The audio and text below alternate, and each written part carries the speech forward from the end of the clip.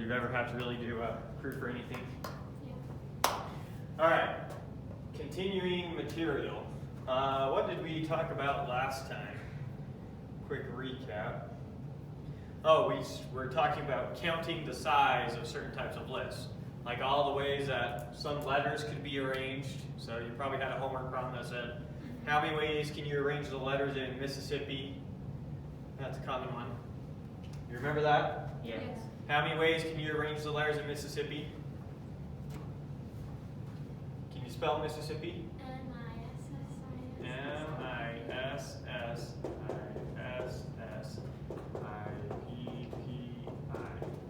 Mississippi. So how many different arrangements can we get of Mississippi? 11 factorial over 4 factorial times 4 factorial times 2 times 4 factorial times 4 factorial times 2 factorial. Let's see, you're saying we have 4 i's, 4 s's, 2 p's, 1 m. Yep, checks out. Okay, so you remember how to do that. That was the gist of the last thing that we did. The way we thought about doing this, so it's real easy to solve these problems without remembering what exactly we did to solve these problems. What were we doing? We were saying that there was 11 factorial ways to arrange those letters, right? Then if you put them into equivalence classes, where all the letters that end up reading the same, all the arrangements that you can't tell the difference between go in the same equivalence class, then each equivalence class was this size, and so we're counting the number of equivalence classes. It's real easy to just do the math and not remember what exactly it was that we're talking about, but it's important that you remember what exactly it was that we were talking about, that we're counting equivalence classes, because equivalence classes are an important concept that keep on coming. So even though just doing the math here is real easy to get a number, remember how it was that we came up with those numbers. Okay, so today we're going to jump to something a little bit different. The whole focus of today is on the binomial theorem. You know what the binomial theorem is? It's this. X plus y to the n is equal to the sum from k equals 0 to n of n choose k. You've never seen anything like this before? No. Okay. You've seen part of it before. You've seen Pascal's triangle. So if I were to ask you, what are the coefficients if we have x plus y to the 5? What does this equal? You wouldn't go and multiply this whole thing out, right? You go to Pascal's triangle and you say, you start with 1, then you do 1, 1, then you do 1, 2, 1, then you do 1, 3, 3, 1, and then you do 1, 4, 6, 4, 1. Does this look familiar? 10, 10, 5, 1. How many of you have seen this triangle before? I remember seeing it, I don't remember. Okay, so here's the rules for the triangle. How do I figure out what a number is? I look at the two numbers on either side of it and add them together. Add those two together, that gives you 4. Add those together, that gives you 6. Add those together, that gives you 4. Add those together, that gives you 1.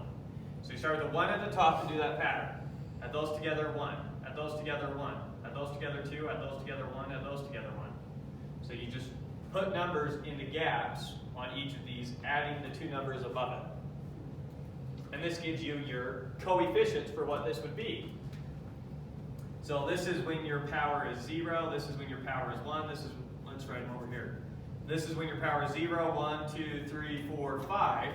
So this would be x to the 5 with a coefficient of 1, plus 5x to the 4, y to the 1, plus 10x to the 3, y to the 2, plus 10x to the 2, y to the 3, plus 5x to the 1, y to the 4, plus y to the 5.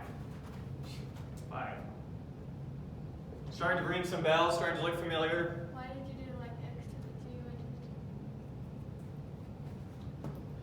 and My power should always add to 5. But how do you know which one it is?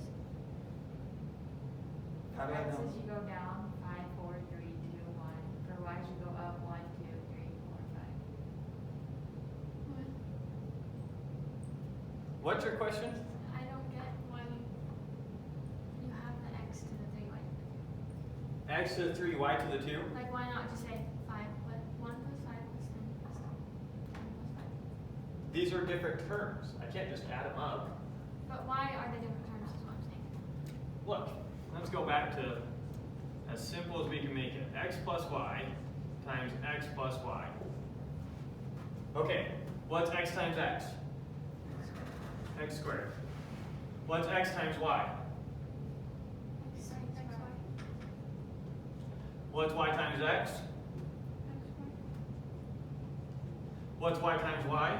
y squared. Okay, now these two are like terms, so we can add them together. So you have x squared plus 2xy, or 2x to the 1, y to the 1, plus y squared. 1, 2, 1.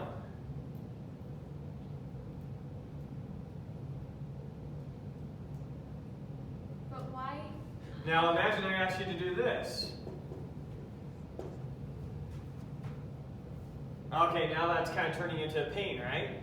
Because now I need to take this thing, and I need to multiply everything by x, and then I need to take this thing and multiply everything by y, and add them together. Right? So let's do it.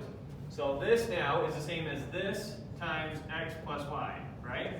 We combine these two right there, we still have this one. So now I'm going to do this times this. So I'm going to multiply the x into everything. That gives me x cubed plus 2x squared y to the 1 plus xy squared. That's times into x into everything. Now I'm going to times a y into everything. When I times a y into everything, we're going to get plus x squared y plus 2x y squared plus y cubed. You with me? Now add like terms. So how many x cubes do we have? Just 1. How many x squared y to the 1 do we have? We have an x squared y to the 1 here. We have 2 of them here, and we have 1 of them here. So we have a total of 3x squared y to the 1 plus, okay, now how many do we have? That's just x y squared. We have 1 here, and we have 2 here, so we have a total of 3 x to the 1 y squared. And then how many y cubes do we have? Just 1. Which is what this row is. Yeah. 1, 3, 3, 1. So rather than doing this nightmare of an operation, now imagine I told you to do this. So you'd have to take this, multiply it by x plus y, simplify, and then multiply by x plus y again and simplify. Yeah, you can do all that. Or you could have just used the triangle and written it like this. This is what you'd get. Does that answer whatever your question was? Yeah. Okay. So this is behind the scenes using the binomial theorem. The way we would write this with the binomial theorem is we would say that x plus y to the 5 is equal to the sum from k equals 0 to 5 of 5 choose k times x to the k y to the 5 minus k. Now I know you don't know this symbol yet, but either way you should know how to expand this out, right? You know what the summation notation means. Yeah. So this is equal to, we're going to first plug in 0 for k. So we're going to get 5 choose 0, whatever that means. We're just putting a 0 there. We don't know what that symbol means. Who cares so far? X to the 0, well that's just 1, so we won't bother writing it. Y to the 5 minus 0 is Y to the 5. y to the 5. Plus, now we're going to plug in 1 for k. That's going to be 5 choose 1, x to the 1, y to the 4. You follow all that? Yeah. Now when we plug in 2 for k, we're going to get 5 choose 2, x squared, y cubed, Then when we plug in 3, we're going to get 5 choose 3, x cubed y squared plus 5 choose 4, x to the 4 y plus 5 choose 5 turns out is just 1, y to the 5. But we need a 5 choose 5 parameter, but it comes out. So this turns out to be 1, this turns out to be 5, this turns out to be 10, this turns out to be 10, this turns out to be 5, this turns out to be 1, and it gives you this exact same thing. No, you don't have y to the 5. You have 2 y's to the 5. Did I write y to the 5 twice up here? Yeah. Oh! I screwed up. I wrote it backwards. It's supposed to be, well, we'll keep it this way, but if I switch the order I do it in, notice I did it backwards. This is the same as that, this is the same as that, this is the same as that, this is the same as that, this is the same as that, this is the same as that. I accidentally wrote backwards. Next time I'll write it correct. Anyways, this is the formula that we're interested in general. Replace the 5's with n's. That's your binomial theorem. And it enables you to do these expansions, and it saves us from the work of even having to write this Pascal's triangle. And we don't have to rely on this. What is this even doing? Who knows? Like, why does this work for this? That's one of the things we're going to be discovering here today. So we're very interested in the binomial theorem, these terms that show up in the binomial theorem, and how these numbers come out, and how we can view them as what they're counting. So that's big picture what we're doing. We'll erase all that for now, and go back to the start. Okay, so binomial coefficients, that's the name of the section. Let n and k be natural numbers, then the symbol, we read this as n choose k. That's why you read the symbol. The symbol n choose k denotes the number of k element subsets of an n element set.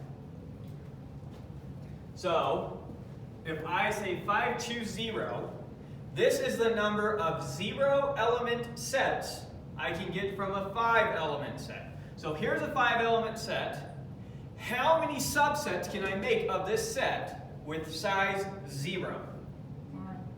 1, the empty set. This is the only subset I can make of this set with size 0. So 5 choose 0 is 1. Okay. How many size 1 subsets can I create from a 5 element set? 5. I can have the set containing 1, I can have the set containing 2, I can have the set containing 3, I can have the set containing 4, I can have the set containing 5. Those are the only 5 subsets I can make of this set with size 1. You still with me? Okay, so this is 5. What about 5 choose 2? How many 2 element, how'd you come up with that? Pascal's triangle. And Pascal's. Oh. How many 2 element subsets can we make from a 5 element set? The answer is 10, and I wrote them all down for you over here. We'll come back to this example. You can have 1, 2, 1, 3, 1, 4, 1, 5, 2, 3, 2, 4, 2, 5, 3, 4, 3, 5, 4, 5. That's all. Right? So we'll come back and we'll view this one a little bit more, but if I were to suddenly ask you, notice with these ones, you might start noticing a pattern. So what if I did 100 choose 0? What's that equal to? 1. It's still 1. What if I did 100 choose 1? 100. 100. So you're starting to notice a pattern with these, but suddenly if I went to 100 choose 2, you'd be, what? Right?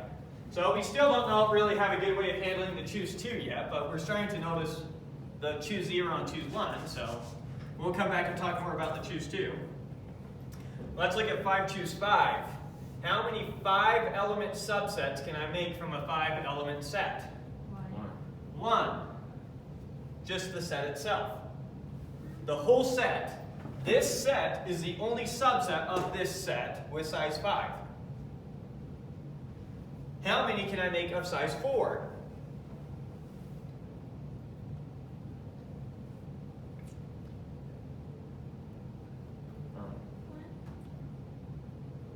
What'd you say? Said 5. How'd you come up with 5? Well, I just went through all the sets I can think of. you can have the set containing everything except 1. You can have the set containing everything except 2. You can have the set containing everything except 3, the set containing everything except 4, and the set containing everything except 5. Everyone see how this is 5? Yeah. So now let's answer some questions in general. N choose 0, then is 1. always 1. Doesn't matter what n is, n choose 0, always 1. N choose 1 is N. n. N choose n minus 1 is n. N choose n is 1. Okay, so we've got some good patterns for some very, very special cases.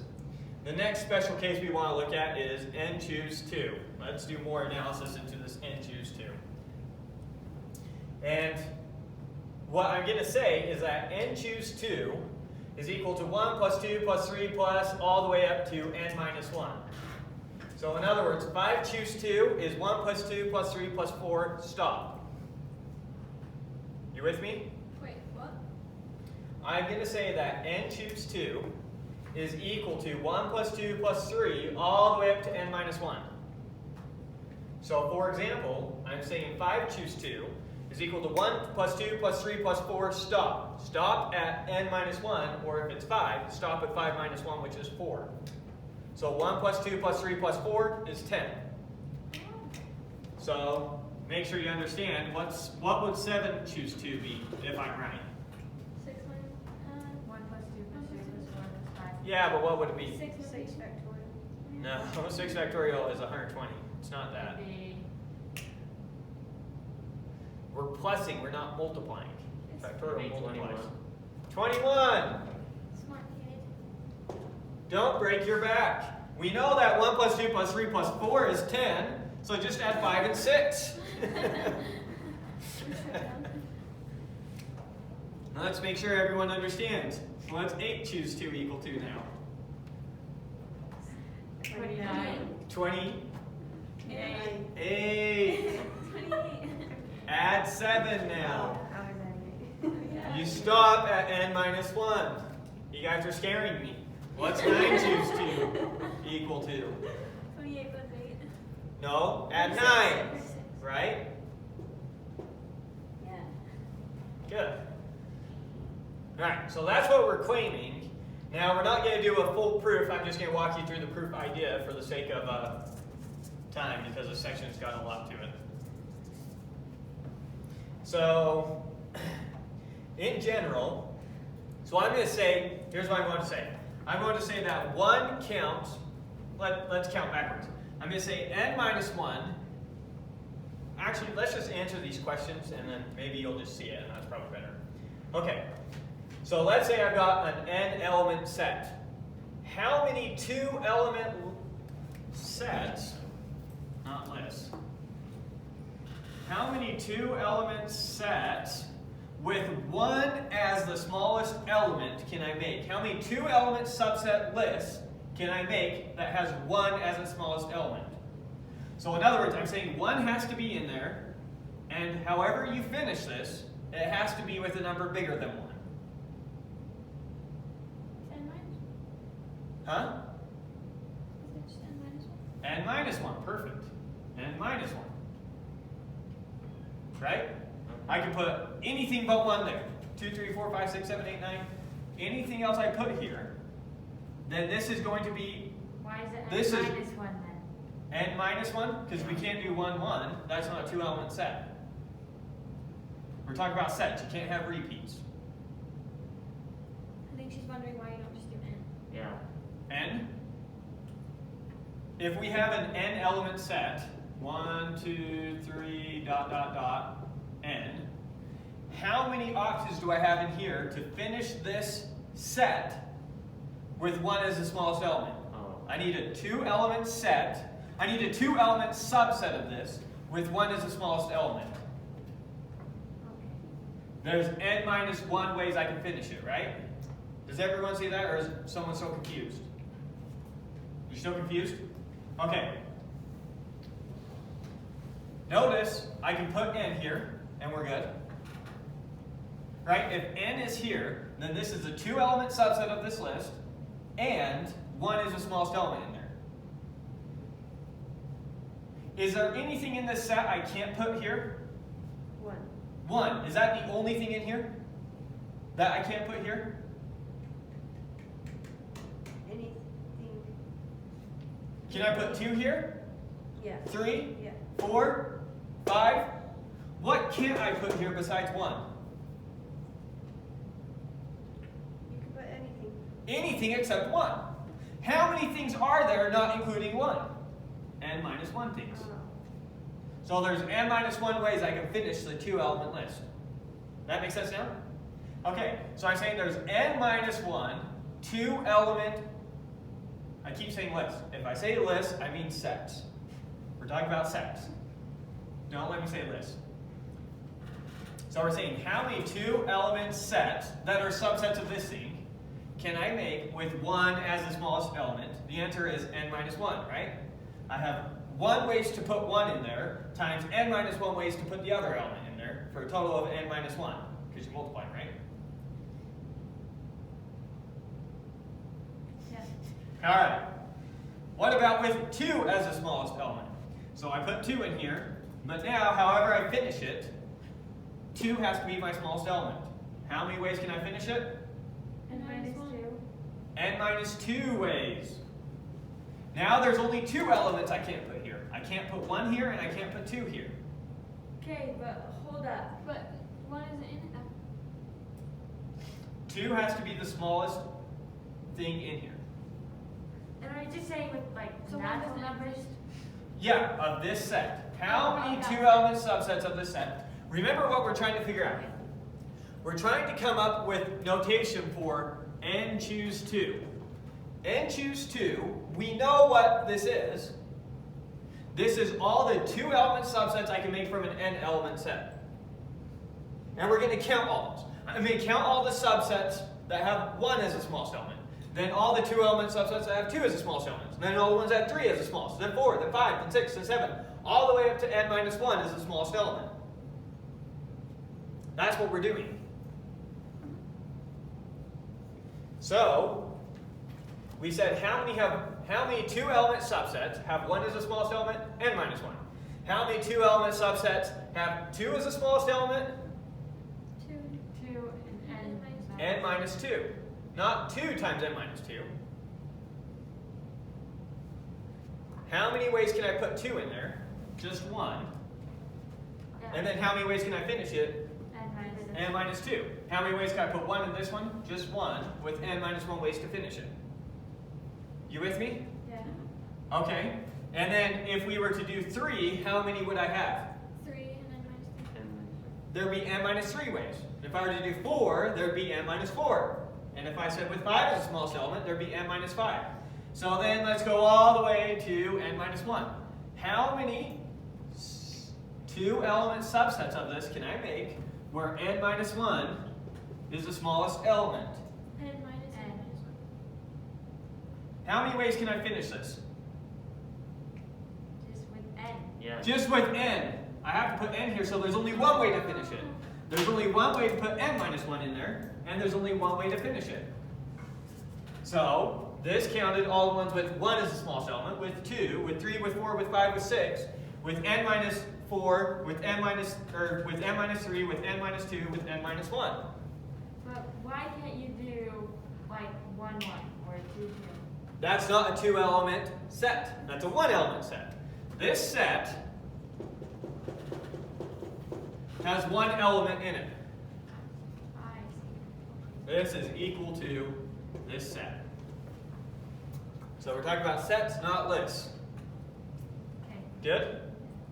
Okay. So does that count all the possible 2-element subsets I can create? What about a 2-element subset with n as the smallest element? We did with n minus 1 as the smallest element. What about the 2-element subsets with n as the smallest element? You can't. You can't do that. There aren't any. So we have counted all the 2-element subsets of this set. And it is, in fact, the sum. Good?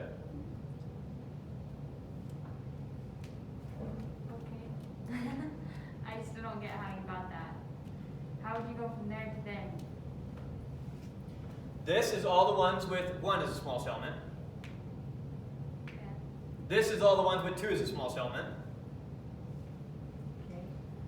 This would be all the ones with 3 as the smallest element. With 4 as the smallest, with 5 as the smallest, blah, blah, blah, blah, blah. With n minus 3 as the smallest, with n minus 2 as the smallest, and with n minus 1 as the smallest. And we counted them all. For any 2-element subset you choose, it has to have the smallest element in there. And if the smallest element is 1, this counts it. If the smallest element is 2, this counted it. If the smallest element is 3, this one counted it, etc. So we counted all of them. Right? So, all we gotta do is add this up, and there you go. That's n choose 2. Now that's a really messy way to add up. Who wants to do all that work? So let's look at n choose 2 times 2 for a second. What if I have 2 n choose 2? Then we're going to do this sum twice, right? So I'm going to do 1 plus 2 plus 3 plus dot dot dot plus n minus 3 plus n minus 2 plus n minus 1. Right? And now I'm going to do that twice. Now I need to add that again. This time I'm going to add them in the opposite order. N minus 1 plus n minus 2 plus You're just going to cancel it out. n minus 3 plus dot dot dot plus 3 plus 2 plus 1. What's 1 plus n minus 1? N. Plus, what's 2 plus that? N. Plus, what's that? N. Plus, dot dot dot, plus n plus n plus n. How many n's do we have here? 6. You have n. Not n. You have n minus 1 of them, right? What? I have 1, 2, 3, n minus 3, n minus 2, n minus 1, n's. Okay. So it's n minus 1. The first n, the second n, the third n, the n minus third n, the n minus second n, and the n minus 1 n. So I get this many n's, and I have n minus 1 of them. So in other words, 2 times n choose 2 is equal to n minus 1 n's.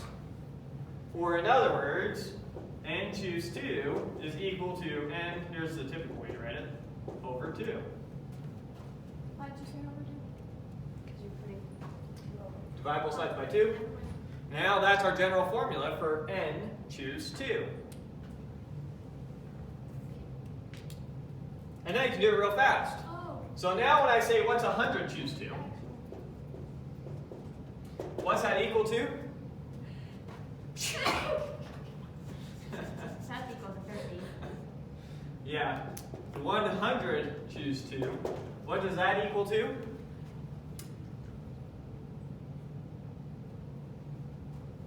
100 times 99 divided by 2. Yeah.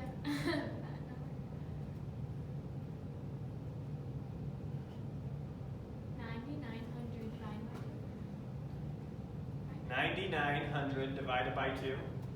So when you plug in 100 divided by 2, what does that give you? No, you're not. You're not multiplying it by 2. Let's plug in the numbers. That's 100 times 99 divided by 2 is equal to 50 times 99. Right? No. Yeah. What's 100 divided by 2? Why are you, the 9 times divided by 2 as well as now? Huh? Isn't the 99 divided by 2 too? Okay, we're going to do this again. Where are you getting this 2 from, though? Right Why are there. you doing that? N choose 2 is equal to n times n minus 1 over 2. We're just using that formula. Alright, erase this. So I've showed that n choose 2 is equal to 1 plus 3 plus, or 1 plus 2 plus 3 all the way up to n minus 1, right? Yeah. So 2 n choose 2's is going to be 1 plus 2 plus 3 all the way up to n minus 1, and 1 plus 2 plus 3 all the way up to n minus 1. It's just it twice. So 2 n choose 2's is just n plus n plus n plus n minus 1 times. So 2 n choose 2's is just n minus 1 times. So n choose 2 is then this divided by 2. So now, instead of just adding up all those numbers, we just use this formula. So now if I want to do 100, let's do 101 choose 2. Make our numbers nicer. 101 choose 2. What's that equal to? 100. 100 So times 101. Yeah, so you have 100 times 101 all over 2, which is going to be equal 50 times 101, right? Which is going to be 5,050. Did it backwards from what you did before. Because you're supposed to be dividing the 101 by 2. Not. Okay, now that issue. Look. That doesn't matter. It's just All right, Oh. let's see. What is 3 times 4 times 1/2? 6. It's equal to 6, right? Sure. Which is equal to, what's 3 times 4 12. times 1/2? 6. 12 halves gives you 6. Okay, now let's look at 3 times 4 over 2. What's that equal to? 1.5. No. What's 4 divided by 2? Okay, so this is definitely equal to this. These both gave us 6. What if we tried 3 divided by 2 times 4?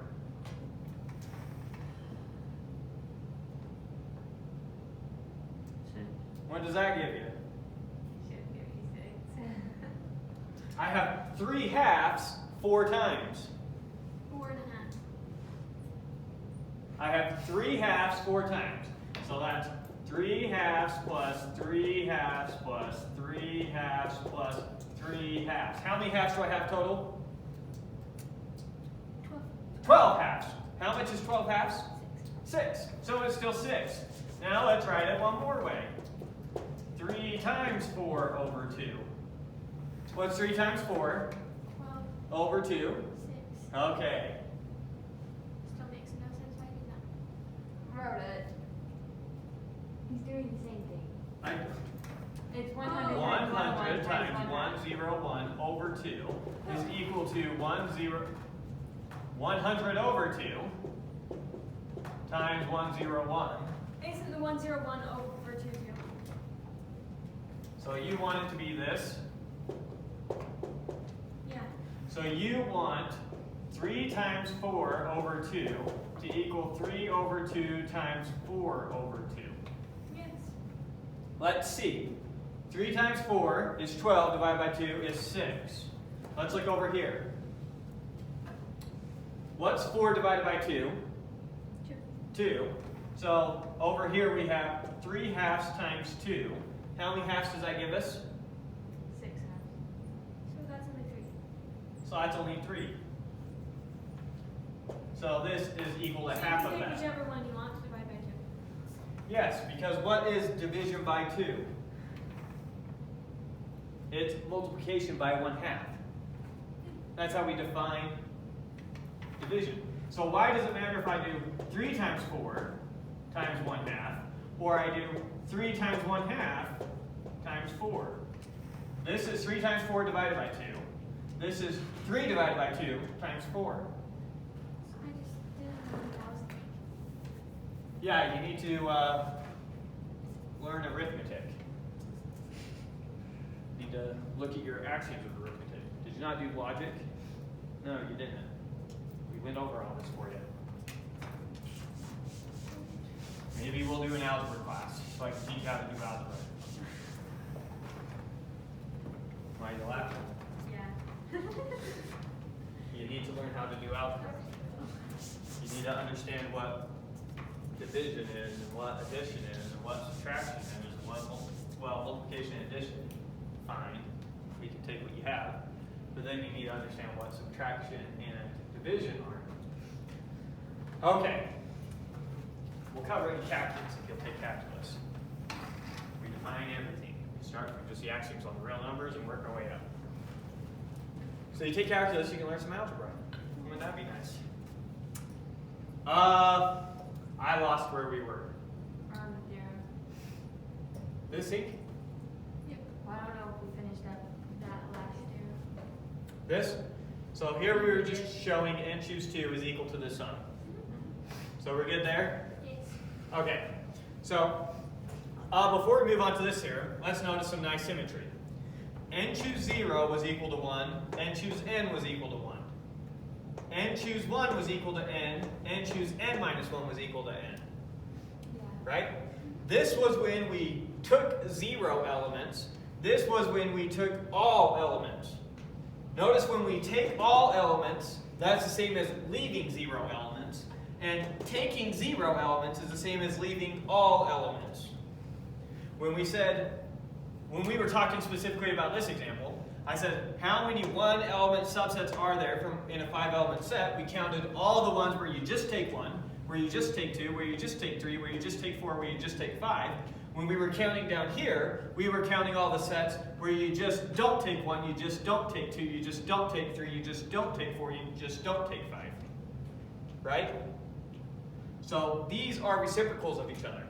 Anytime I create a 1-element subset from here, anytime I choose 1 element for my 1-element subset, I leave 4 elements for a 4-element subset. Does that make sense?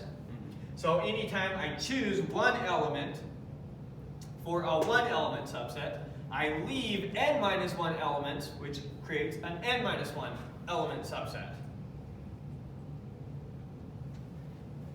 So just to really hammer it home, I think you're getting it, but let's just hammer it home with this example real quick. So here in this example, I show it with 5 choose 2. So I'm saying 5 choose 2 and 5 choose 3. Notice that's the one thing we didn't have here. It's 5 choose 2. So 5 choose 2, I'm saying, is also equal to 5 choose 3. Is that always going to be the same number? No, I'm saying n choose k is always equal to n choose n minus k. Anytime we choose k elements, that's the same as choosing n minus k elements to leave behind. If I'm going to choose a k element subset, that's the same as choosing an n minus k element subset to not choose. Right? So that's what I'm going to say with the 5. I'm going to say, look, if I choose 1 and 2 for my 5 choose 2, that's the same as choosing 3, 4, and 5 to stay behind. So when I do 5 choose 2, here's all the 2-element subsets I can create from a 5-element set. Here's all the 3-element subsets I can create from a 5-element set. And I'm going to say, notice that there's a 1-to-1 correlation. Choosing 1 and 2 is the same as choosing 3, 4, and 5 to stay behind.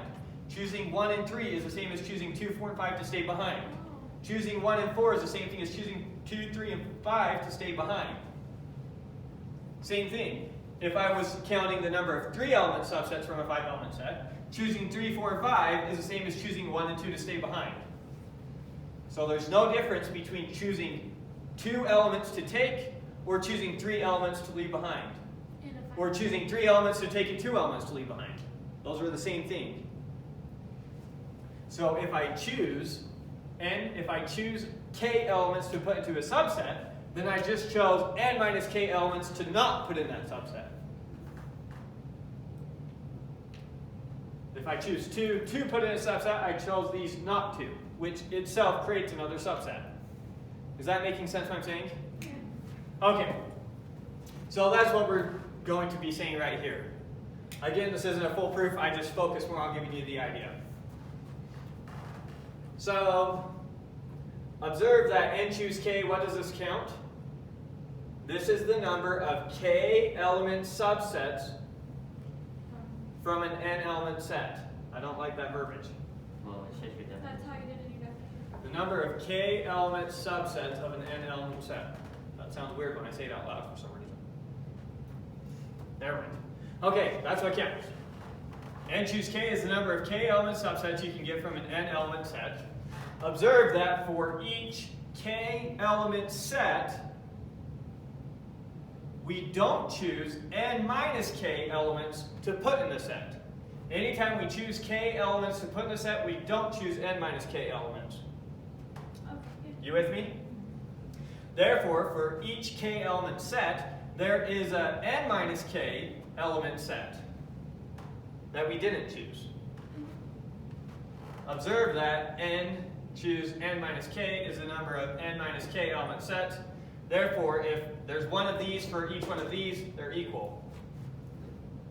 Kind of messy proof idea, but I think you get it, right? Okay.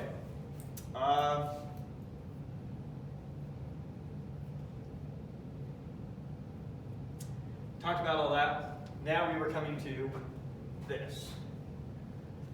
Okay.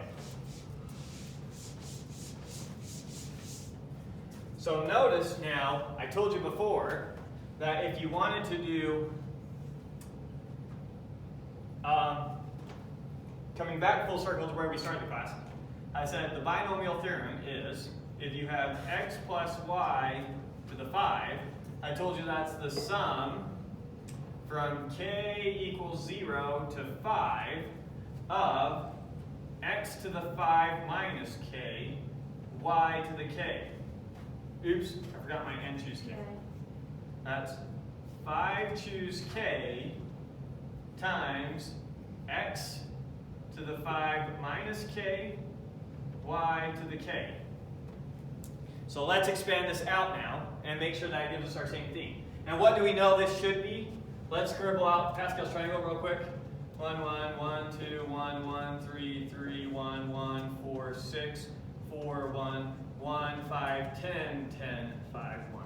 So whatever this thing is, when we expand this out, it better give us 1 x to the 5 plus 5 x to the 4y plus 10 x to the 3y squared plus 10 x squared y to the 3 plus 5 xy to the 4 plus y to the 5. So from past algebra courses, you know that this better come out like this. Let's expand it out, see this formula in action, and see that that's what it actually gives us. Okay, plug in 0 for k, what do we get? 1. Well, we'll write it out explicitly. 5 choose 0, x to the 5, y to the 0. Right? That's plugging in 0 for k. Now we're going to plug in what for k? 1. 1. When we plug in 1, we get 5 choose 1, x to the 4, y to the 1. Right? Yep. Okay. Plus, when we plug in 2, we get 5 choose 2, x to the 3, y to the 2. Plus, then we plug in 3, 5 choose 3, x to the 2, y to the 3. Plus, then 5 choose 4, x to the 1, y to the 4. Plus, 5 choose 5, x to the 0, y to the 5. And that's all of them. This is when we plugged in 5 for k, we stop when we get to that number. You with me? Okay, now let's evaluate it. What's 5 choose 0? 1. How many 0 element sets, how many 0 element subsets can I create from a 5 element set? 1, the empty set. So 5 choose 0 is 1. X to the 5, y to the power of 0 is 1. 0, right? No, 1. So, when you simplify, this is just x to the 5, right? Yeah. Any confusion on that? You're going to have to be able to expand these out, and I'm going to give them to you ridiculously big numbers so you can't do Pascal's triangle. So you better make sure you understand the formula. Huh? So that you can't use this triangle to make sure you understand the formula. Okay. So, this is x to the 5. Everyone see it? All right, let's do the next one. Plus, what's 5 choose 1? 5. 5. And then we just have x to the 4, and y to the 1 is just y, right? Yes. Yeah. plus, what's 5 choose 2? 10. 10. How do you get that? Using math. You can do 1 plus 2 plus 3 plus 4 if you want. You can use Pascal's triangle if you want. Or you can use our formula that we got, which is, N times n minus, so it would be. it's where? You erased it. I erased it. Okay, in general. Oh. N choose 2 is equal to n times n minus 1 over 2. So now, if you plug in 5 for n, we get 5 times 4 divided by 2. 20 divided by 2, 10. Okay? You see how that's a lot easier? Yeah. Okay. So, we got 10 x to the 3 y squared plus now 5 choose 3. How are we going to do that? It's the same. It's the same. Remember, 5 choose 3 is the same as 5 choose 2. 5 choose 4 is the same as 5 choose 1. 5 choose 5 is the same as 5 choose 0.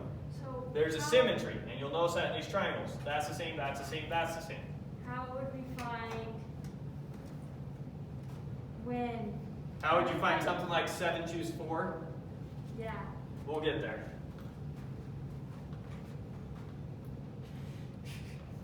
We're coming to it. There's a bit we have to cover in this section, yeah. Okay, anyways, so we know that this is 10 now. 10x squared y to the 3 plus 5 choose 4 is, Same as 5x.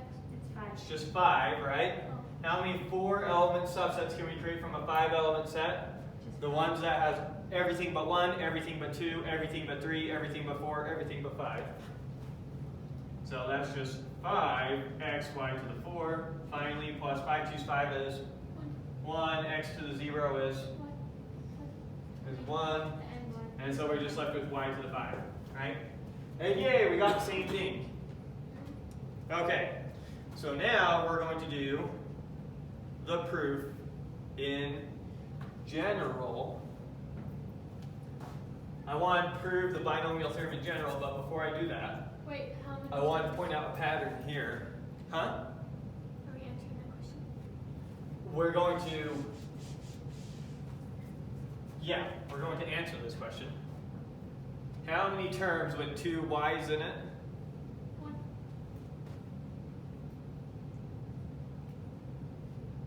Well, we're going to expand this out and see what I'm talking about. So, one way to think about expanding this thing out is, let's go back when we expanded it out. Oh, we never did this example. So that example is supposed to lead up to this example. Okay. So this example. When I say x plus y squared, what does that give me? It gives me this, right? That's kind of obvious, just multiplying it. But here's another way that we can think about it. If I'm adding up all the 2-element lists I can get using x's and y. I can have xx, I can have xy, I can have yx, or I can have yy. But that's not 2 element list because you're repeating them. Lists now. You can have repeats and lists. So we can view this the same way as all the 2-element lists I can get and then add them up, right? I can have xx, I can have xy, I can have yx, or I can have yy. That's all I can do if we're using 2 elements, only using x's and y's. So I decide for this term, is my first term going to be the x or the y? In this case, it was the x. What about my second term? Is it going to be the x or the y? In this case, it was also the x. This one got an x from the first one of these and a y from the second one of these, etc. You see how these can be constructed thinking about it that way? Okay, so let's do it for 3. If I have x plus y cubed, then I can have the x times the x times the x, that's this one. I can have the x times the x times the y, that's this one. I can have the x times the y times the x, that's this one. Oops. X times the y times the x. Or the y times the x, etc. And I can expand it out, creating all 8 of these. Right? It's the same as thinking about, I have 3 spots to fill, And from each one I need to choose either x or y, and then x or y, and then x or y. Right. So you'll notice there's a total of 8 of these. 1, 2, 3, 4, 5, 6, 7, 8. And then I count all the ones that had 3 x's, all the ones that had 2 x's, all the ones that had 1 x, all the ones that had 0 x's, and put them together. You with me? Okay. So now come back to this one. If we have x plus y to the 5, how many terms with 2 y's?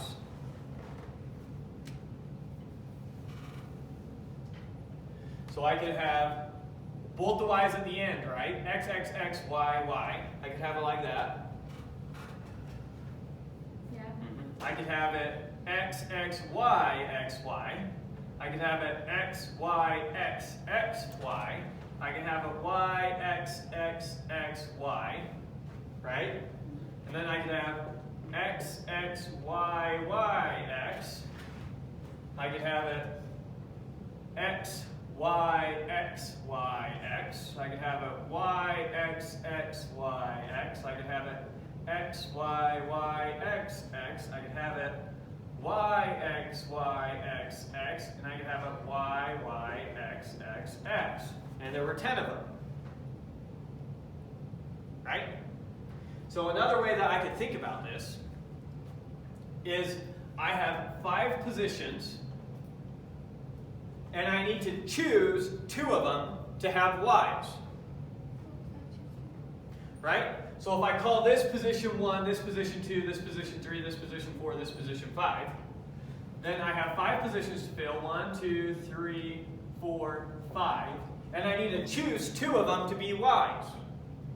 So in this case, I chose, let's do it down here. 1, 2, 3, 4, 5. I need to choose 2 of those positions to be 5. In this case, which positions did I choose? I chose the positions 4 and 5. What ones did I choose here? 3 and 5. 3 and 5. What ones did I choose here? 2 and 5. 2 and 5. What ones did I choose here? 1 and 5. Here, I chose 3 and 4. Here, I chose 2 and 4. Here, I chose 1 and 4. Here, I chose 2 and 3. Here, I chose 1 and 3. And then here, I chose 1 and 2. Notice that these are all the 2-element sets I could create from a 2-element subsets I could create from a 5-element set. So the answer is 5 choose 2. That's how many of my terms had 2 y's in them. You with me? And the answer is 5 choose 2. The answer is 5 choose 2. So the way we think about counting it is we think about counting these sets. I say I have 5 positions to fill. I need to choose 2 of those positions to be y's. How many ways can I do that? The same, yeah, just 5 choose 2. That's why we call this choose notation. 5 choose 2. I have 5, I need to choose 2 of them. It gives us 10. Okay, so now that we're seeing these patterns, we're ready to write out the binomial theorem. Maybe we'll leave this to help you see a hard case of it. But now we're going to do a proof that. If I put this right here, is that okay? Should be, right? I just need to see it.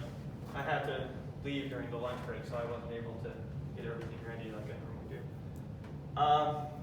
So binomial theorem. We're going to do a proof that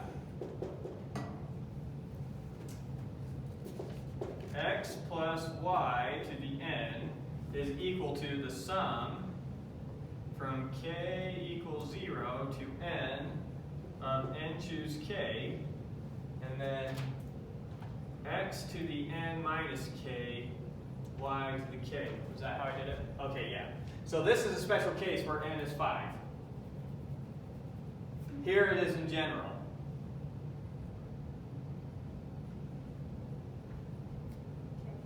You with me? Yes.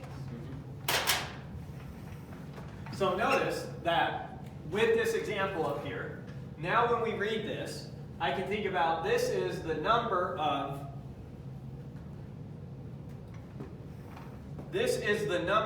terms with 0 y's. So 5 choose 0 of them to be y's. 5 choose 1 of them to be y's.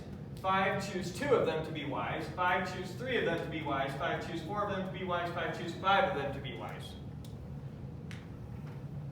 When we multiply it out. Are you with me or did I lose you?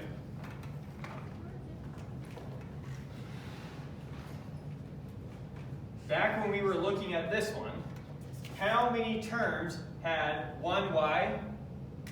3 choose 1 of them did. So when I multiply out all the terms, now I need to count how many of the terms look like this, how many look like this, how many look like this, how many look like this. 1 looked like this, 3 looked like this, 3 looked like this, 1 looked like this. Similarly, if I were to take x plus y to the 5 and multiply it out, write out all the terms, notice if we just wrote it out like this, we'd have 32 terms, right? When we did it 3 times, we had 8 terms. When we did it 2 times, we only had 4 terms. 2 gave us 4 terms, 3 gave us 8 terms, 4 would give us 16 terms. 5, if we were to write this out, we would have 52 terms. Now we're going to count how many of those terms look like this, how many of them look like this, how many of them look like this, how many of them look like this, how many of them look like this, how many of them look like this. And we showed an example up here of how many of them had 2 y's or how many of them looked like this. And we said the answer was 5 choose 2. That's the same as thinking about a 5-element list. Now we choose 2 of them to be y's. 5 choose 2. So in general, if I want k of my n terms, so now we're talking about I have n of them, however many, n of them, and I want k of them to be y's. So I'm going to choose, not x's, I'm going to choose k of them to be y's. A y there, a y there, a y there, a y there. How many ways can I do that? That's the same as the number of k element subsets I can make from an n element list. Right? If I choose 4 of them to be y's, and there's n is 1, 2, 3, 4, 5, 6, 7, 8. So if we're talking about 1, 2, 3, 4, 5, 6, 7, 8. Yeah. And I want to say how many ways can I put y's in there? That's the same as I need to choose 4 positions for the y's to go. These are all my possible positions. Choose 4 of them. The example we have written right here is the example 1, 3, 6, 8, right? That's one example. The rest of them have to be x's, right? If I have k y's, I have n minus k x's. Right. So that's the whole idea to how we're going to do this. We're saying that n minus n choose k counts the number of terms that are going to have k y's. That's the same as you have n to choose from. You choose k of them to be y's, k positions to be y's. How many ways can you do that? N choose k ways. So you're going to have n choose k terms that look like this. You with me? Is that heat up really high? It's only 71. Feels warmer than that. Okay. So I think that's the idea to the proof.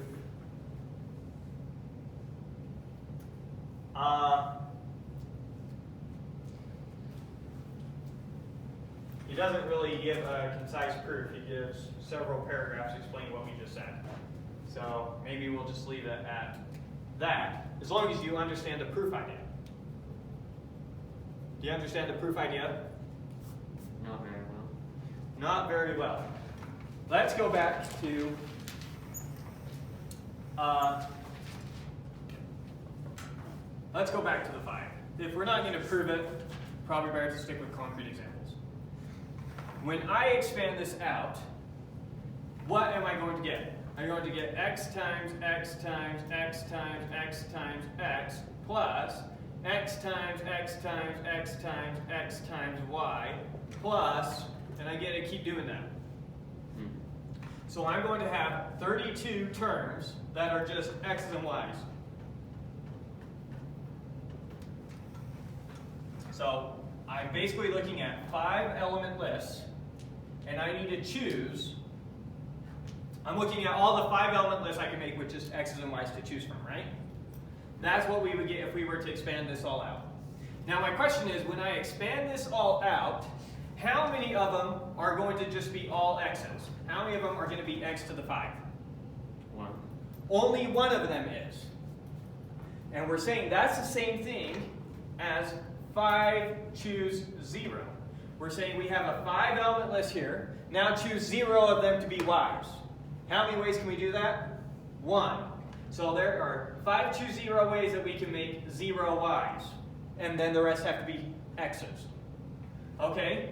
How many ways can we get terms that have 4 x's and 1 y? How many ways can I choose just one position to have a y? 5 ways. 5 choose 1 ways, right? Yeah. This is how many ways I can choose just one of them to be a y. Okay, how many ways can I choose 2 of them to be a y? That's just going to be 5 choose 2 ways that I can make 2 of them y's. If 2 of them are y's, 3 of them are x's. Similarly, what about if I want 4 y's? If I have 4 y's, how many x's do I have? 1. 1. And how many ways can I choose 4 of them to be y? 5 choose 4. Similarly, what if I want all of them to be y's? I want all 5 of them to be y's. How many x's do I have? 0. And that's going to be 5 choose 5. You see it?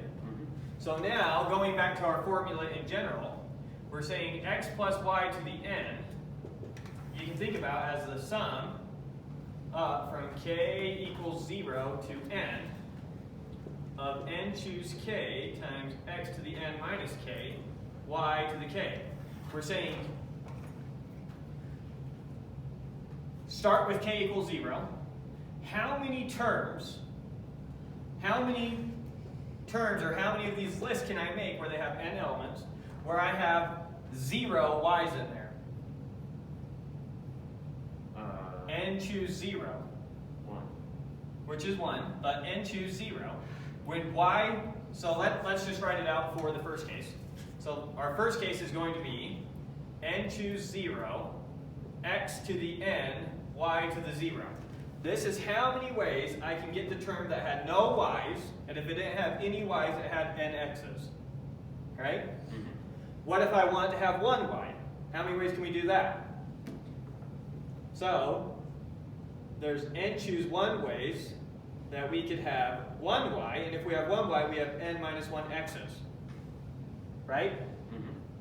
Similarly, if I want 2 y's, y squared, then our x is going to be n minus 2 x's, and there's n choose 2 ways I can do that.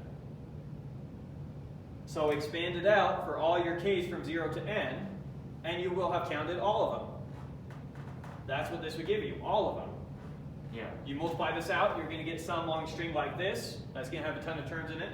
If I were to count all the terms that had just x's, that had 0 y's, it'd be n choose 0. If I were to count all the ones that had 1 y, it'd be n choose 1. If I were to count all the ones that had 2 y's, it'd be n choose 2, etc. All the way down to, if I were to count all the ones that had n y's, it'd be this. All the ones that had n y's, that would be n choose n with 0 x's, which would be your last term. That's the binomial theorem. Okay. Does that make sense? Sorry, kind of walking you guys from everything I was writing. That would be a very long proof, wouldn't it? The explanation on it is very long. What we'll do is we'll come up with a numeric way of calculating this every time. And then we can do a proof that the binomial theorem actually holds with just plugging in numbers, and it's just pure algebra. The binomial proof is just pure algebra. So far it's not. We can prove the binomial theorem just using algebra. It's with a proof by induction, but you guys don't know proof by induction yet. So we can't just prove it with numbers, but they're giving you the high-level intuition. Okay, Pascal's identity, we already did that.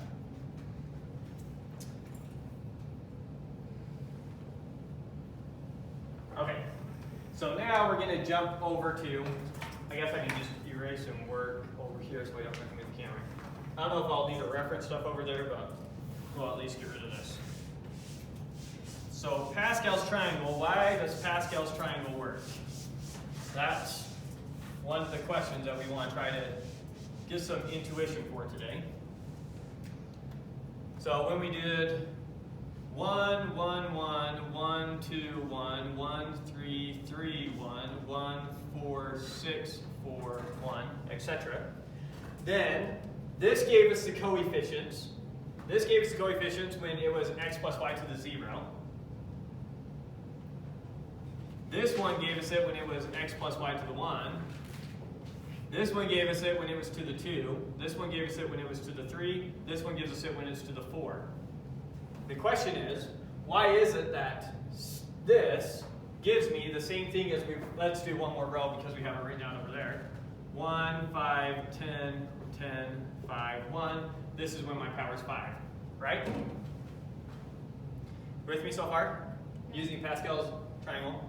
Well, another way that we could write this triangle is we could write 0, choose 0. We could write 1, choose 0. 1, choose 1. We could write 2, choose 0. 2, choose 1. 2, choose 2. We could write 3, choose 0. 3, choose 1. 3, choose 2. 3, choose 3. We could write 4, choose 0. 4, choose 1. 4, choose 2. 4, choose 3. 4, choose 4. And then finally we could write 5, choose 0. 5, choose 1. 5, choose 2. 5, choose 3. 5, choose 4. And 5, choose 5. So notice that the binomial theorem, when we expand it out, it actually gives us 5, choose 0, 5, choose 1, 5, choose 2, 5, choose 3, 5, choose 4, 5, choose 5. It gives us this row, but this row evaluates the same numbers as this. Right? Yeah. So, if you were to evaluate any one of these numbers, they would just give you these numbers. You can easily check that. So, the crux of the proof then is to just show that in general, 5 choose 3 is equal to the sum of these two. If that's always true general, then we can rely on this triangle forever. How do I know that this triangle works to infinity? It works to infinity if we can prove that n choose k is equal to n minus 1 choose k minus 1 plus n minus 1 choose k. In other words, if 5 choose 2 is equal to 4 choose 1 plus 4 choose 2, if this 5 choose 2 equaling 4 choose 1 plus 4 choose 2 is a special case of this formula, right? Yeah. But this formula always works. If this is a true formula, then we can just do it this way. If I just know what 0 choose 0 is, I can start filling all this out. Because then I know, oh, what is 5 choose 2? Well, that's just 4 choose 1 plus 4 choose 2, and I already know what those are, so just add them together. That's how you get 5 choose 2.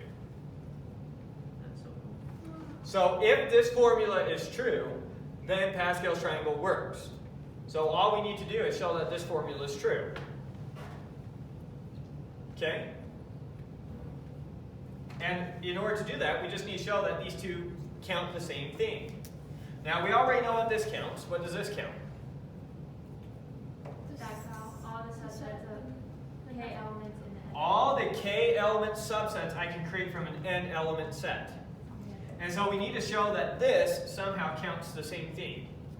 Now let's pretend in our n element set we have a special element called Leah.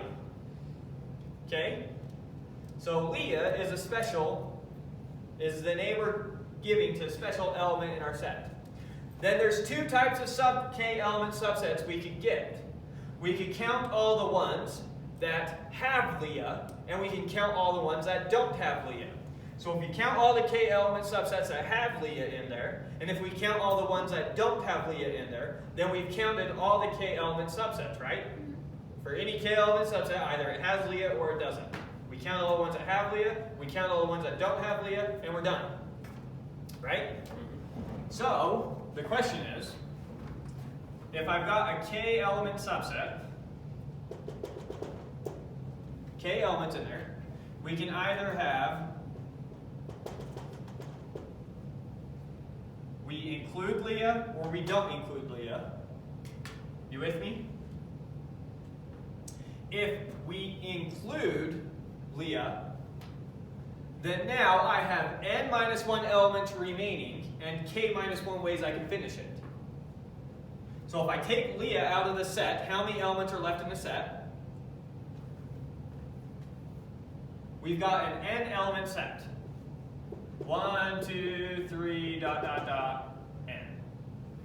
We have an n element set. I'm calling one of these numbers, you don't know which one, Leah. I'm just calling one of the elements in there. I'm going to give it a special name, Leah. I can call them whatever I want. I want to call one Leah. You can't stop me. Right? So I'm going to secretly name one of these elements Leah. You don't know which one I named Leah. But if we're going to make a k element subset of this set, we can split it into all the sets that have Leah, whatever element that is, and all the ones that don't have Leah. You with me? Yeah. So, if I put Leah in the subset, how many elements do I have left to choose from to finish this set? N minus 1. N minus 1. Right? We can't use Leah anymore. Whatever Leah is, we already used her. And how many positions do I need to fill still? K minus 1. This is a k element subset. I've already filled one of the positions. So now I have k minus 1 positions I still need to fill. And how many elements do I have to do that? N minus 1. So I have n minus 1 elements left. And I need to choose k minus 1 of them. Okay. On the other hand, if I don't include Leah in my list, how many elements do I have to choose from? N minus 1. N minus 1. We can't use Leah. But I still need to make k choices. So I need to choose k things to be in here, but I can't choose Leah. Right. So there's n minus 1 choose k minus 1, k element subsets we can make of an n element set if we force Leah to be in there. And then there's this many we can make if we don't allow Leah to be in there. Yeah. So these are the ones where Leah was forced to be in there. These are the ones where Leah's forced not to be in there, and that counts all of them. So that's the gist of how the counting proof goes. And you can read the author's proof if you want a full-blown proof. Pascal's identity. Oh, he doesn't even give a proof. Oh yeah, he does. It's just anyways. Okay. So now we'll get to the last thing we needed, which is, I don't want special cases, I just want to know in general, how can I calculate something like 13 choose 7? Just tell me how I can calculate this number, right? So let's finally do that, and then we'll be done with the section.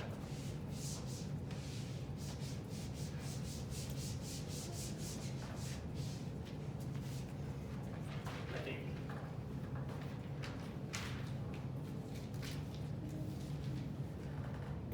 Oh, and then we'll do just one, just for fun problem. Okay. So, now I want to know how, in general, how many how many k element subsets can I make from an n element set? Right? Yeah. Let's think about if we just did lists. What's the difference between lists and sets? List can repeat. Oh, sorry, let's not do lists, let's do arrangements. Let's pretend that instead of trying to figure out, so let's do concrete example, then come back up here. So concrete example, we're trying to figure out something like, let's do one that we don't know, 7 choose 4. I'm trying to figure out 7 choose 4. What is that? That's all the 4 element lists I can make from a 4 element subsets I can make from a 7 element set, right? So I'm saying if I have 1, 2, 3, 4, 5, 6, 7, how many could I make with just 4 elements? 1, 2, 3, 4. That seems like a hard question to answer. We don't know how to do that. But let's think for a second, what if we were talking about 4 element lists now? Without repeats. How many options do I have for what goes here? 4. I have 7 options. Oh, right. I can choose 7 things to go here. 1, 2, 3, 4, 5, 6, or 7. Then how many options do I have for what goes here in the list? 6. Then how many options do I have for what goes right here in the list? 5. Then how many options do I have for what goes right here in the list? 4. So why can't the answer just be 7 times 6 times 5 times 4? Because you It's can have not on the repeats. list. Oh, no, you can't. Why is this different than just choosing 4 things to go in here?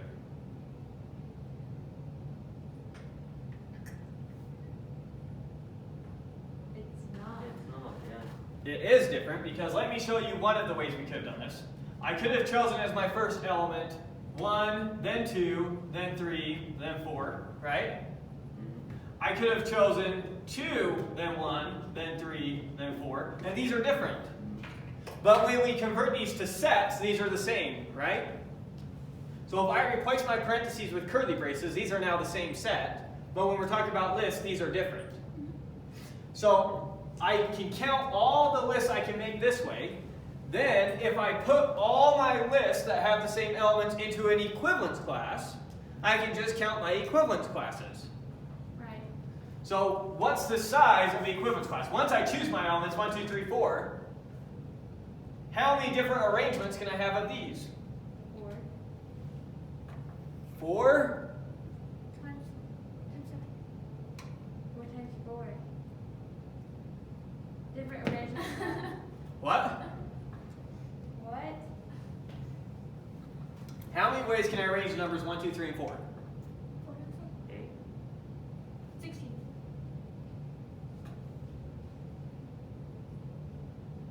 How many options do I have for what goes first? Oh, 4 factorial. Thank you, 4 factorial. So each equivalence class is going to have a size 4 factorial. So the answer is 7 times 6 times 5 times 4 divided by 4 factorial. Wait, that's the answer to the 7 and 4? To how many 4 element sets 4 element subsets I can create from a 7 element set. We count, first off, we count how many 4 element lists I have, and then I want to divide by how many of those lists had the same elements in them. So 7 times 6 times 5 times 4 gave me how many 4 element lists I could have, but then I need to divide by 4 factorial because You don't want those repeats. yeah, because once we don't want to count all the different arrangements, we just want to count how many have the same element. So I create equivalence classes where each equivalence class has 4 factorial elements. So let's do this concrete example with small numbers where we can actually write everything out. You with me? So let's look at one that keeps our numbers kind of small. We'll look at 4 choose 2. That's a pretty good one, right? Yeah. So we're saying, how many 2 element subsets can I get from a 4 element set? Right? Yeah. And we're saying, one of the ways we can do this is just count the lists. How many 2 element lists can I create if I have 4 elements to choose from? How many options do I have for the first element? 4. How many for the second element? 3. So that's 4 times 3. But now we're saying, wait a second though, for each of those, we want the equivalence class containing 1, 2. This equivalence class is going to be the set containing 1, 2, and 2, 1. Both these have the same arrangement. Right? Yeah. So if I convert these to sets, I can no longer tell the difference between them. So for each choice of element, we accidentally counted it twice. So now we need to divide by 2 factorial. So it's 4 factorial divided by 2 factorial. No, it's 4 times 3 divided by 2 factorial. That's not 4 factorial. Oh, so don't 4 times 3. We had a notation for this. That was our n sub k notation.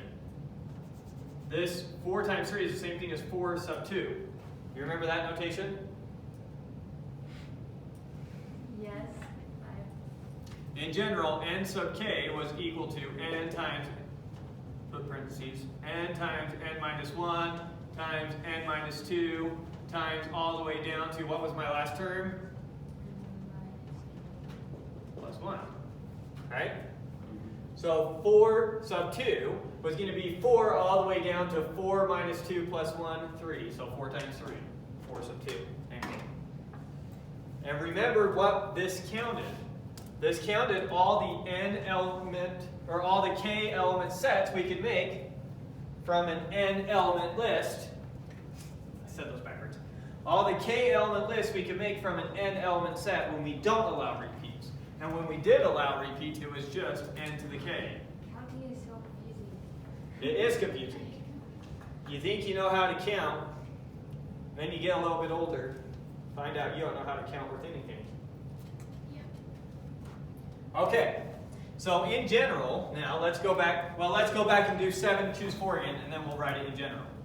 So then 7, choose 4, what was that going to be? 7 times 6 times 5 times 4. Yeah, that's 7 times 6 times 5 times 4 divided by 4 factorial. Right? This was all the 4 element list we could create from a 7 element set. And 4 factorial of them are just going to be different arrangements of the same elements. Right. You follow that? Yes. Okay, now the 7 times 6 times 5 times 4, that's kind of a messy way to write it. So I'm going to write this one more way. I'm going to write this 7 factorial. Uh-oh. If I write this as 7 factorial, what did I just do to the top? I multiplied it by 3 times 2 times 1. So if I'm going to multiply the top by that, I need to multiply the bottom by that.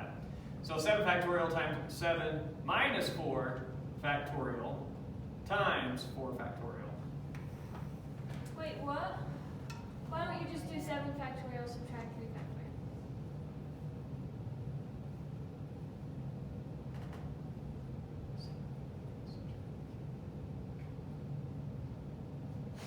Doesn't that make sense? No, whatever you're subtracting factorials, chances are you're doing something wrong. Multiplying factorials is what you do. Dividing factorials is what you do. If you're adding or subtracting them, chances are you're doing something weird. I'm saying this and this are the same thing. Do you not see how they're the same thing? No. Okay, let me rewrite this one more way. This is 7 factorial over 3 factorial times 4 factorial. Right? So you 7 minus 4 is 3. Oh. Can you do that in your head? And then you have the factorial. So you see how this is the same as this, right?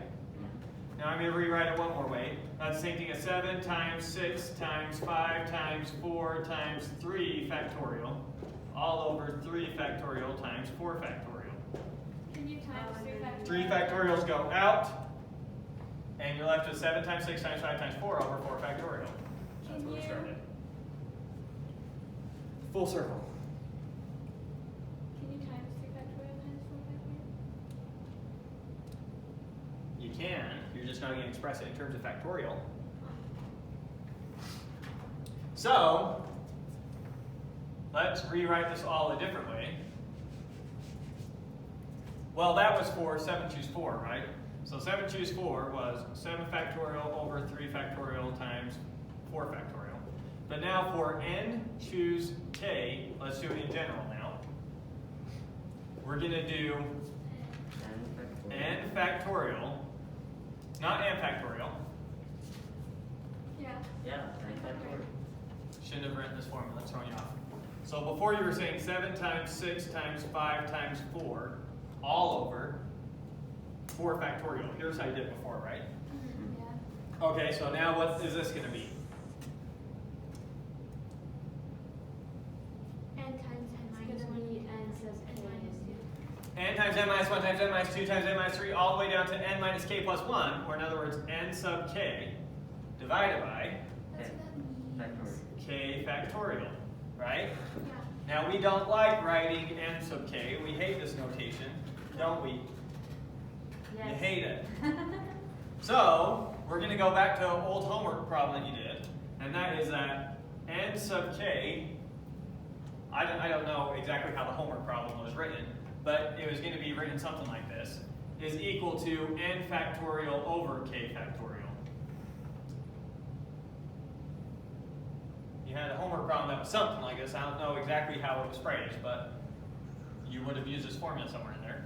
So if n sub k, what is n sub k? That's n times n minus 1, sorry. N times n minus 1 times dot dot dot all the way down to n minus k plus 1, right? That's what this is. Now if we multiply that by k factorial, what does that give us? I don't know. N times n minus 1 times n minus 2 times n minus 3 times n minus k plus 1 times k minus 1 times k minus 2 times k minus 3 all the way down to 1. Okay, let's write it backwards. So that's equal to k factorial times n minus k plus 1 times n minus k plus 2 times all the way up to times dot dot dot times all the way up to n, right? Mm-hmm. I just wrote this backwards. You with me? Yeah. Yeah. Then what's this equal to? That is equal to What is k factorial? K times K times k minus 1. Or 1 times 2 times 3 times dot dot dot times k, right? yeah. All the numbers 1, 2, 3 all the way up to k times n minus k plus 1. Oh, I'm so confused. I am throwing you guys off. This is my fault. This is not your fault. I wrote it wrong. Wrong, wrong, wrong, wrong, wrong. No wonder you're so confused. N sub k is equal to n factorial over n minus k factorial. Oh, I remember seeing that. Okay. No wonder you're so lost. I was thinking in my head wrong this whole time. Okay. Let's see. What is n minus k? Let's clear this up. N minus k is just n times n minus 1 times dot dot dot all the way down to n minus k plus 1, right? That's what this is. Yes. N factorial, well, I'm going to multiply both sides of this by n minus k factorial now. So what happens if I take this and I multiply it by n minus k factorial? What does that equal? It's just n minus k minus 1.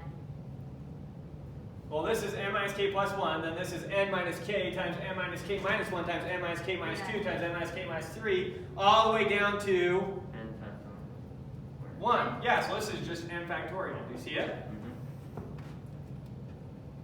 We're doing from n all the way down to 1.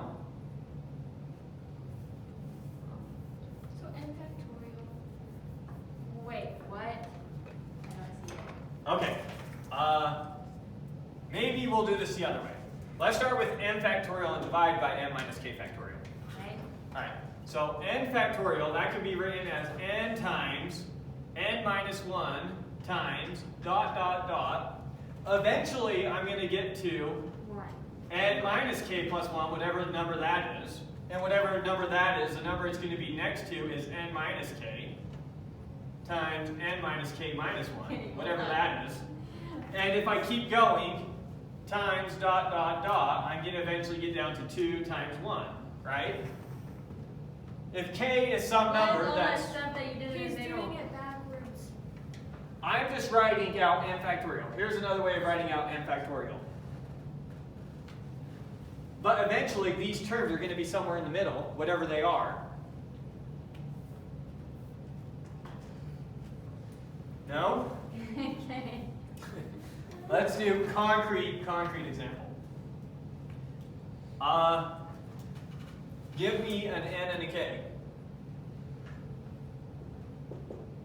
8 and 3. Okay, 8 and 3. So what am I saying? I'm saying 8 factorial over 3 factorial. No, so far we're just writing out 8 factorial. I'm saying 8 factorial can be written as 8 times 7 times dot dot dot. But eventually we're going to get 8 minus 3 plus 1, which is 4.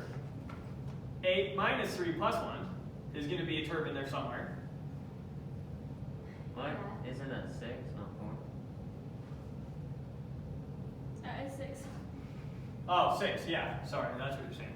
So there's Eventually, this term can come in there. And what's the term next to that one? The term next to that one is just 8 minus 3. Right?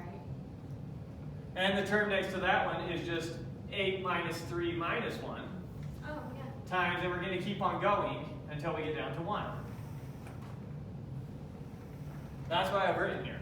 Here's n factorial. Okay. And we're dividing it by n minus k factorial, which is n minus k times n minus k minus 1 times dot dot dot times all the way down to 1 times 2 times 1, right? Yeah. So this term cancels out with this cancels out with this. In other words, these all cancel out, leaving us just n sub k. Okay.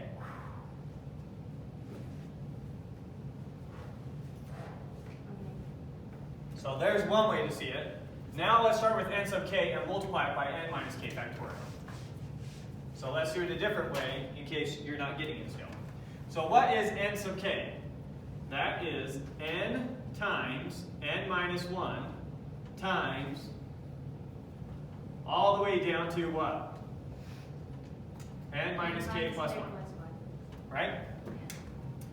Now, if I take n sub k and I'm going to multiply it by n minus k factorial. You with me? Yeah. What does that equal? 10 factorial. It's just n factorial, right?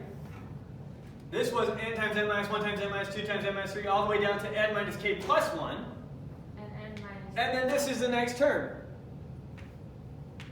This starts at n minus k and does n minus k minus 1, n minus k minus 2, n minus k minus 3 all the way down to 1. Yeah. Right? Yeah. Let's rewrite this line again, except for now I'm going to expand this out. So the stuff over here is still just n times n minus 1 times dot dot dot times n minus k plus 1 times, now I'm going to write out n minus k factorial. What is this? This is n minus k times n minus k minus 1 times dot dot dot all the way down to 1. So now we're doing 1 times 2 times 3 times 4 times blah blah blah all the way up to n minus k minus 1 to n minus k to n minus k plus 1 all the way up to n minus 1 times n. We're multiplying all the numbers from 1 to n. Right. We didn't skip any. So that's just n factorial. Is this still making no sense? Making sense to me now. Is it making sense to you?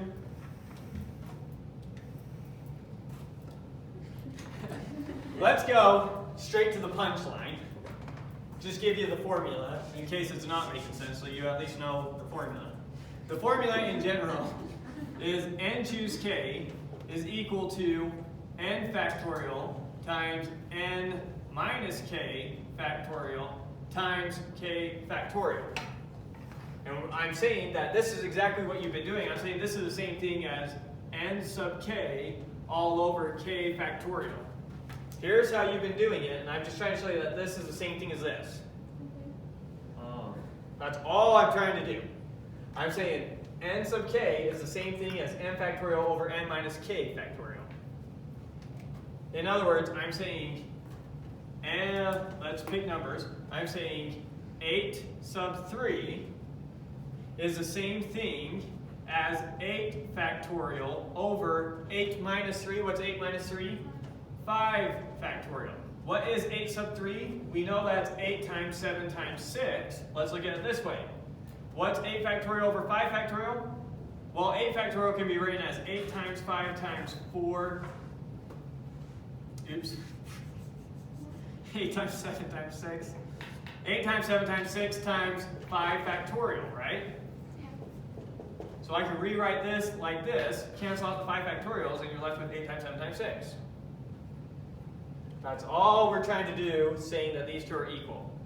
It's this exact thinking right here, that this and this are the same thing. Yes.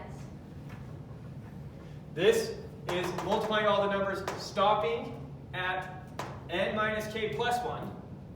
That's the same thing as never stopping, but then getting rid of all the numbers starting at n minus k. Right. That's another way to say it. I don't know. Got to come up with 100 ways to say the same thing until it clicks. Think you're good? Think you're tired. Okay, we're done with all the hard stuff. Now we're just going to do a fun little problem. This one's just for fun. Okay, so the question is, the point of introducing you to a just for fun problem is to give you something that seems like it's completely unrelated to everything we're talking about. And actually, there's a way to think about it that's exactly like what we're talking about. So let's see, we've got some grid. Let me draw a square first. And I'm going to divide the square up into, I don't know how many. We'll just see what it comes out to. Okay. 1, 2, 3, 4, 5. So now I need to do the same this way. Okay. So bird's eye view down looking on city blocks. You with me? Mm-hmm. You're right here. The question is, how many paths can you take through the city that get you right here that are all the shortest paths you can take? So no backtracking. In other words, you can only go up or you can only go right. How many different ways can I get from here to here if I can only go up or right? So no going left or down, no backtracking. You can't be stupid, you have to get there as fast as you can. So let me highlight some paths to make sure you understand what we're saying. One of the ways we could do it is we could just go straight up, then over, right? One of the ways we could do it is go straight over, then straight up. We could have done something completely in the middle like this. Something like that. How many different paths can I take from here to here? Good question. 5 factorial. Now, so let me write out a particular path. Let's say Laura starts out right here. Laura, what do you do first? Go up. She goes up first. Then what do you do? Go up. She goes up again. Then what do you do? Go right. She goes right. Then what do you do? Go right. She goes right. Then what do you do? Up. Up. Then what do you do? Up. Up. Then what do you do? Up. Up. Then she has to go right 3 times. No other way to finish it, right? Right. So notice, she just created a string of U's and R's.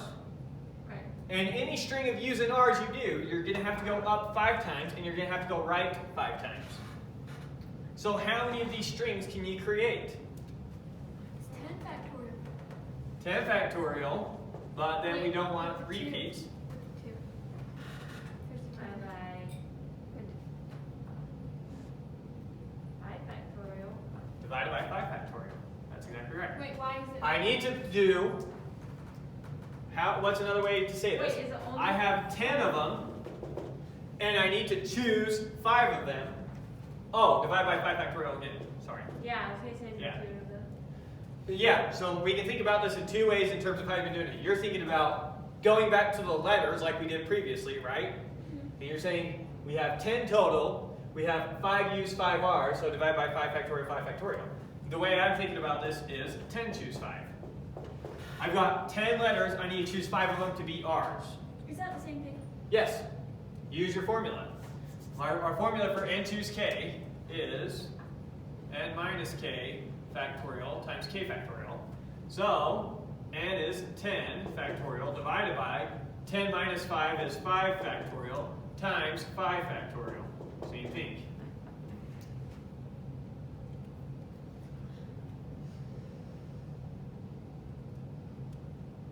Okay, Wait, will you go through that why one did more we time? do 2 5 factorial? Go Go. through that formula again and put in your numbers. Yeah. So what is n and what is k? N is the number of elements in your list. K is the size of your subset. N choose k, I have 10 to choose from, and I choose 5 of them. So the way I thought about this is I have 10, 3, 4, 5, 6, 7, 8, 9, 10. I have a 10 element list. I need to choose 5 positions to be R's, or choose 5 positions to be U's, either way. So 10, choose 5. The formula, you just plug in 10 for n and 5 for k. So 10 factorial divided by 10 minus 5 is 5 factorial times 5 factorial. So now you know how to calculate n choose k in general. So now when we did this 13 choose 7, what was that? That's going to be 13 factorial divided by 13 minus 7 is 6 factorial times 7 factorial, whatever that is. And on your test, this is the answer. Do not try multiplying stuff out, unless it's small enough that you can do it. Well, with So when that, you have 5 choose 0, you don't need to write it this way. You can just write, oh yeah, that's 1. I'm not saying always use this notation. I'm saying when this notation is giving you massive numbers, don't multiply it out and get the massive number. If it's small numbers, fine, multiply it out. Good? Yes. Any other questions? Cool little problem, huh? Yeah. You loved it. Laura won't stop grinning.